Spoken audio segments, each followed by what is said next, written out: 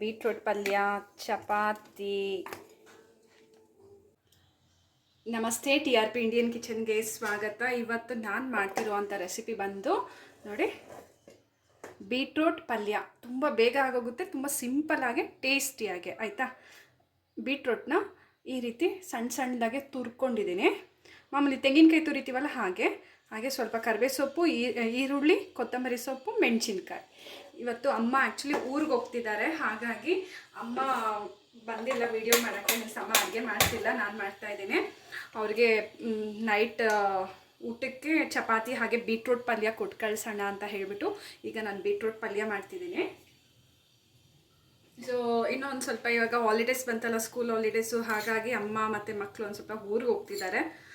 ಅಲ್ಲಿ ತನಕ ನಾನೇ ಟ್ರೈಪಾಡ್ನ ಹಿಡ್ಕೊಂಡು ವೀಡಿಯೋ ಮಾಡಬೇಕು. ಸೊ ತಪ್ಪದಿರ ನನ್ನ ವೀಡಿಯೋಸ್ನ ನೋಡಿ, ಓಕೆನಾ. ರೆಸಿಪೀಸ್ನ ಆದಷ್ಟು ವೀಡಿಯೋಸು ಶೇರ್ ಮಾಡ್ತೀನಿ, ರೆಸಿಪೀಸ್ ವೀಡಿಯೋಸ್ನ ತಪ್ಪದೆ ನೋಡಿ.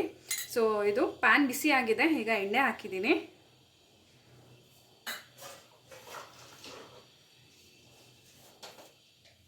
ಸ್ವಲ್ಪ ಸಾಸಿವೆ ಹಾಗೆ ಉದ್ದಿನಬೇಳೆ, ಕಡಲೆಬೇಳೆ ಇಷ್ಟು ಹಾಕಾಯಿತು. ನೀವು ಚಿಕ್ಕದಾಗೆ ಇದು ಬೀಟ್ರೂಟ್ನ ಕಟ್ ಮಾಡಿ ಮಾಡುವುದೇ ಬೇರೆ ಟೇಸ್ಟ್ ಇರುತ್ತೆ. ಹಾಗೆ ಈ ರೀತಿ ತುರಿದು ಮಾಡೋದೇ ನಿಮಗೆ ಜ್ಯೂಸಿ ಆಗಿರುತ್ತೆ, ತುಂಬ ಚೆನ್ನಾಗಿರುತ್ತೆ. ಆ ಬೀಟ್ರೂಟ್ದು ಫ್ಲೇವರ್ ಆಗಲಿ, ಆ ಟೇಸ್ಟು ನಿಮಗೆ ತುರಿದು ಮಾಡುವಾಗ ತುಂಬಾ ರುಚಿಯಾಗಿರುತ್ತೆ. ಹಾಗಾಗಿ ಒಂದು ಸತಿ ತುರಿದು ಈ ರೀತಿ ಟ್ರೈ ಮಾಡಿ ನೋಡಿ, ಓಕೆನಾ. ಈಗ ಬಣ್ಣ ಚೇಂಜ್ ಆಗೋಕ್ಕೆ ಶುರು ಆಗಿದೆ ನೋಡಿ. ಕಡಲೆಬೇಳೆ ಮತ್ತು ಉದ್ದಿನಬೇಳೆ ತುಂಬ ಕಪ್ಪು ಆಗೋದು ಬೇಡ, ಓಕೆನಾ. ಕಟುಮ್ ಅನ್ನುತ್ತೆ ಕಪ್ಪಾದರೆ ಕಡಲೆಬೇಳೆ ಉದ್ದಿನಬೇಳೆ. ಹಾಗಾಗಿ ಒಂದು ಸ್ವಲ್ಪ ಬಣ್ಣ ಚೇಂಜ್ ಆಗ್ತಿರುವಾಗಲೇ ನಾನೀಗ ಈರುಳ್ಳಿ, ಮೆಣಸಿನ್ಕಾಯಿ ಹಾಗೆ ಕೊತ್ತಂಬರಿ ಸೊಪ್ಪು, ಕರಿಬೇವು ಸೊಪ್ಪು ಎಲ್ಲ ಹಾಕ್ಕೊತೀನಿ ನೋಡಿ ಒಂದೇ ಸಮ.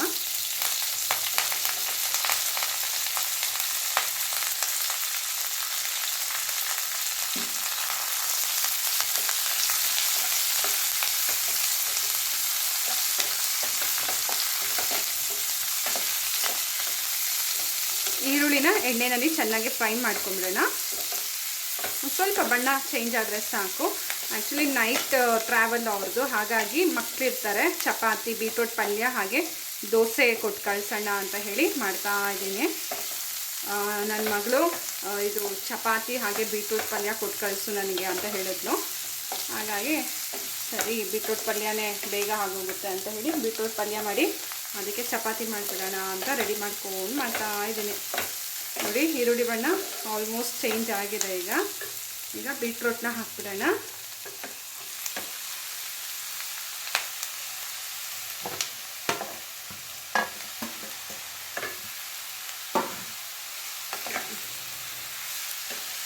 ಜಾಸ್ತಿ ಬೀಟ್ರೂಟ್ ಎತ್ಕೊಂಡಿಲ್ಲ, 2 ಬೀಟ್ರೂಟ್ ಅಷ್ಟೇ ನಾನು ತುರಿದಿಡ್ಬೋದು. ಇದು ಒಂದು ಅರ್ಧ ಕಿಲೋ ಆಗೋಷ್ಟು ಬೀಟ್ರೂಟ್ ಅಂತ ಅಂದ್ಕೊಳ್ಳಿ, ಸ್ವಲ್ಪನೇ ಮಾಡ್ತಿದ್ದೀನಿ.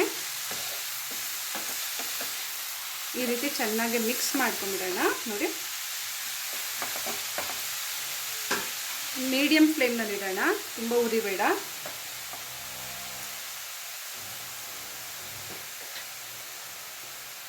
ಈಗ ರುಚಿಗೆ ತಕ್ಕಷ್ಟು ಉಪ್ಪು ನೋಡಿ ಹಾಕ್ಕೊಳ್ಳಿ, ಎಷ್ಟು ಬೇಕೋ ಅಷ್ಟು.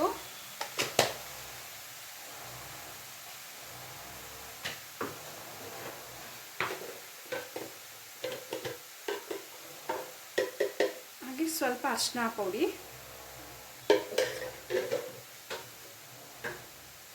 ಈಗ ಚೆನ್ನಾಗಿ ಮಿಕ್ಸ್ ಮಾಡ್ಕೊಂಬಿಡೋಣ. ಹೀಗೆ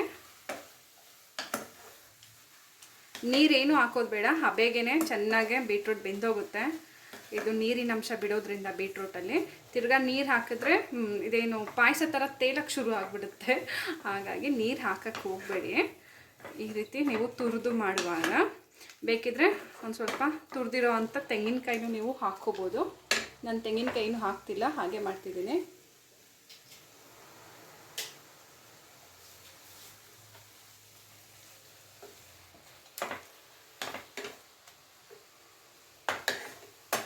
ಈಗ ಕಡಿಮೆ ಉರಿನಲ್ಲಿ ಒಂದು 5 ನಿಮಿಷ ಚೆನ್ನಾಗೆ ಬೇಯಲಿ, ಓಕೆನಾ. ಆಮೇಲೆ ಇದನ್ನು ನಾನು ಓಪನ್ ಮಾಡಿ ತೋರಿಸ್ತೀನಿ ನಿಮಗೆ.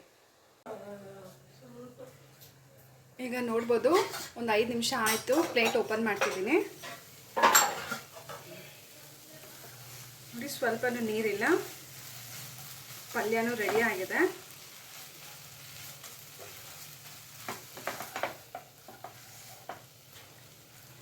ನೋಡ್ಬೋದು, ಬೀಟ್ರೋಟ್ ಪಲ್ಯ ಹಲ್ವಾ ಥರ ರೆಡಿ ಆಗಿದೆ.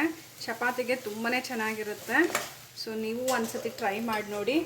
ಹಾಗೆ ಈ ನಮ್ಮ ರೆಸಿಪಿ ನಿಮ್ಗೆ ಇಷ್ಟ ಆಗಿದ್ದಲ್ಲಿ ಲೈಕ್ ಮಾಡಿ, ಶೇರ್ ಮಾಡಿ, ಕಮೆಂಟ್ ಮಾಡಿ. ಹಾಗೆ ಇನ್ನೂ ಹೊಸ ಹೊಸ ಈಸಿ ರೆಸಿಪೀಸ್ಗಾಗಿ ಈಗಲೇ ಚಾನಲ್ನ ಸಬ್ಸ್ಕ್ರೈಬ್ ಮಾಡ್ಕೊಳ್ಳೋದೇ ಮರಿಬೇಡಿ. Thank you, bye.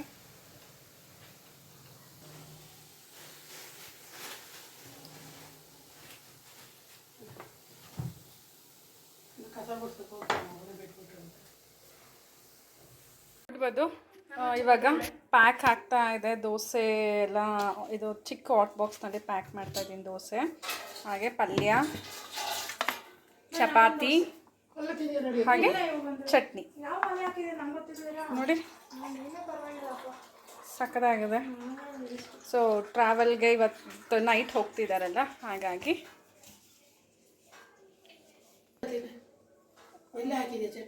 Onion chutney, sambar, ಈರುಳ್ಳಿ ಚಟ್ನಿ, ಹಾಗೆ ಬೀಟ್ರೂಟ್ ಪಲ್ಯ, ಚಪಾತಿ, ದೋಸೆ.